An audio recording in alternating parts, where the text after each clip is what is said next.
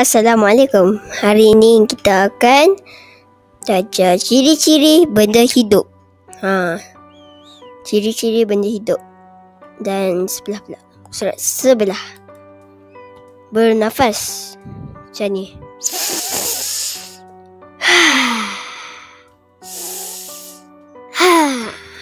Lepas tu macam ikan.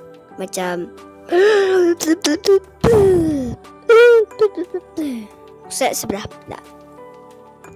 Perlu air dan makan. Contohnya rabbit ni, arnab ni, dia makan dan minum. Dan perlukan air dan makanan. Contohnya lagi siram pokok. Perempuan tengah minum air. Okey, sebelah. Bergerak. Bergerak. Contohnya bergerak macam ni. Bergerak. Okey. Lepas tu kita boleh bergerak macam sini. Dengan pokok semalu, dengan manusia memang bergerak. Okey. Pusat sebelah. Membesar. Contohnya dik. Tu membesar. Nampak? Kecil sampai besar. Dan tumbuhan juga. Kecil dan kecil dulu sampai dah besar. Okey, sebelah. Membesar. Contohnya dik. Tu membesar. Nampak? Kecil sampai besar. Dan tumbuhan juga. Kecil dan kecil dulu sampai dah besar. Okey, sebelah. Membesar. Contohnya dik. Tu membesar.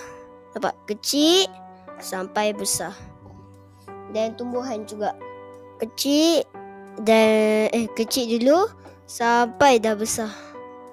Okey, sebelah. Membesar. Contohnya dik. Tu membesar. Nampak? Kecil sama. See how they grow. Maksudnya tengok dia membesar. First kali menjadi telur. Lepas tu bertukar jadi berudu. Lepas tu bertukar jadi katak. Sekejap. Berbek. Macam lagi itik. Ayam. Itik. First kali jadi telur. Lepas tu pecah sikit. Lepas tu dah keluar daripada telur. Lepas tu jadi besar, dewasa. Lepas tu membiak. Macam manusia ni. Membiak dalam perut baby. Perut baby. Pun macam si ayam ni. Membiak. Ada telur pula kat kepala ayam. Okey, sebelah pula. Lepas tu membiak. Macam manusia ni. Membiak dalam perut baby. Perut baby. Macam membiak macam monyet liar. Macam sini dengan pokok. Okey. Macam membiak macam monyet liar.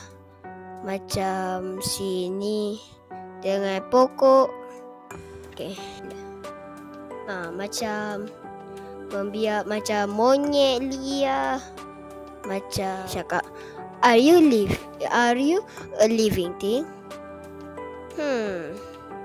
Yes, you are a living thing. Okay, Assalamualaikum. Bye. Dan nama saya Zaid Robot. Okay, bye.